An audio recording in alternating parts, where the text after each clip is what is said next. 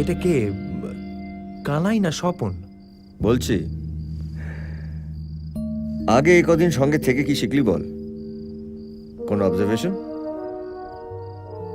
হ্যাঁ হ্যাঁ, মানে একটা সুনির্দিষ্ট পদ্ধতি অনুসরণ করে আমরা। ওফ, আবার ব্যাকরণ মারাচ্ছিস। কোনো খটকা লাগলো? না, সেরকম কিছু নয়। হ্যাঁ, শুধু একটা জিনিস, মানে সবকিছুই না কেমন মিলে গেছে বলে মনে হচ্ছে, মানে খাপে খাপ গুছের। ঠিক ঠিক সময় ঠিক ঠিক লোক এসে একদম ঠিক ঠিক ইনফরমেশন দিয়ে চলে গেল। যেন কাঁচা হাতে লেখা বাজে বাংলা থ্রিলার স্ক্রিপ্ট, তাই তো? খানিকটা তাই।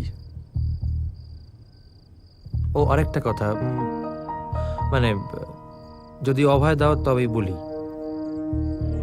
এরশাদ, কেসটা হাতে নেওয়ার সময় তুমি বলেছিলে যে লাইব্রেরি থেকে বাংলা কবিতার কয়েকটা বই আনিয়ে নেবে, তো সেগুলি উল্টে পাল্টে দেখছিলাম। কেস মাফিক ঠিকঠাক জায়গায় পাতা উল্টানো রয়েছে, মার্ক করা রয়েছে, সেসব ঠিক আছে। সবকটা বইয়ের ডেট অফ ইস্যু গত বছরের মে মাসে, অথচ তুমি তো কেসটা নিয়েছো এই বছর। শাবাশ তোপসে, ব্রিলিয়ান্ট। আর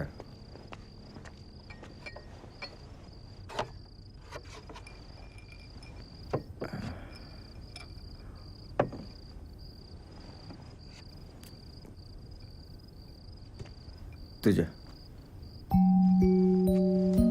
চিয়ার্স। চিয়ার্স। এবার তাহলে অনেক পদ্য হলো, এবার গদ্যের গল্প শোন।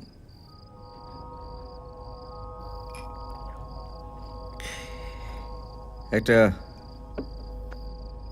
কঠিন লোকের গল্প।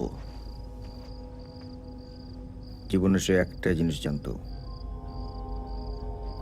ডিউটি, পুলিশ ফোর্স, ক্রিমিনালদেরকে নির্বংশ করা।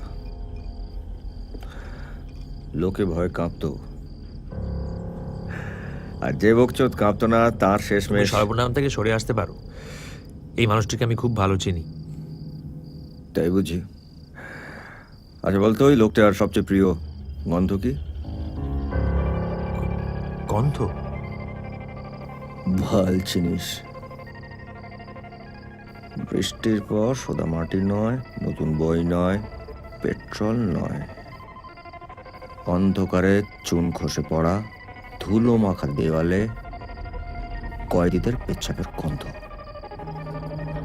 ফাইলের পাহাড়ে লোডশেডিং হওয়া পুলিশ স্টেশনে কনস্টেবলের ঘামের গন্ধ, আর সেই ইন্টারোগেশন রুম, ওহো, মায়েরই সেই স্বপ্নের জায়গা। একটু রক্ত, একটু কান্না, একটু ফিসফাস, একটু চিৎ। কি হলো, শুকিয়ে গেল নাকি?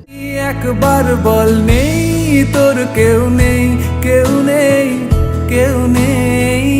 একবার বল, নেই তোর কেউ নেই, তোর কেউ নেই।